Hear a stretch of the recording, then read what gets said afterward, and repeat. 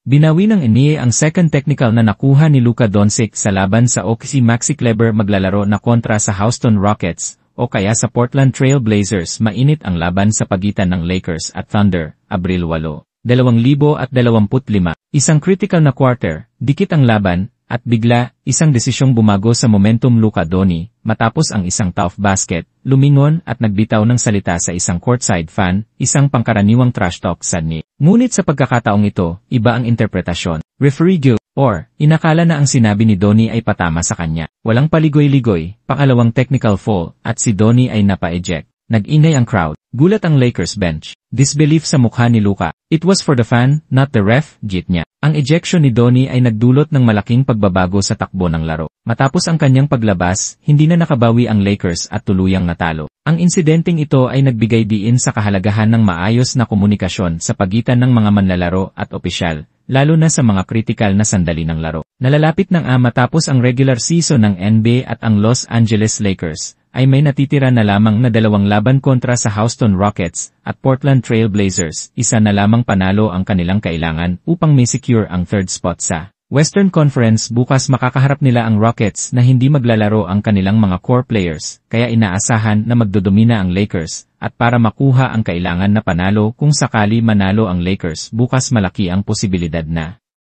pagpapahingahin ng coaching staff at front office ang mga starter players nito sa huling laban kontra Blazers bilang paghahanda sa nalalapit na playoffs. Isa itong malaking diskarte para mapanatilihing healthy ng mga pangunahing manlalaro na sina LeBron James at Luka Doncic. Samantala, ayon kay Jovan Buha, asahan na ang pagbabalik ni Maxi Kleber sa isang 2 natitira na laro ng Lakers. Tiyak na raw ang kanyang debut bago matapos ang regular season. Nitong mga nakaraang araw ay naging viral pa nga ang video ni Kleber habang nagsasagawa ng mga drills sa practice facility ng Lakers, indikasyon na malapit na siyang bumalik sa aksyon. Si Kleber ay kilala bilang isang stretch big man, isang malaking manlalaro na may kakayahang umatake sa depensa at tumira sa beyond the arcs. Bukod sa kanyang shooting, masasandala ng Lakers ang kanyang depensa, lalo na sa rim protection. Ang kanyang pagbabalik ay tiyak na magbibigay depth at versatility sa Lakers pagpasok ng playoffs.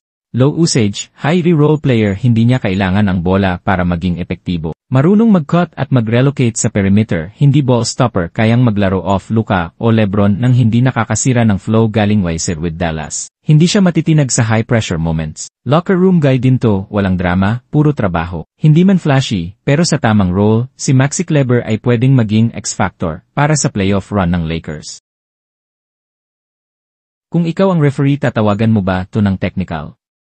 Ikomento na ito sa baba. Don't forget to like and follow for more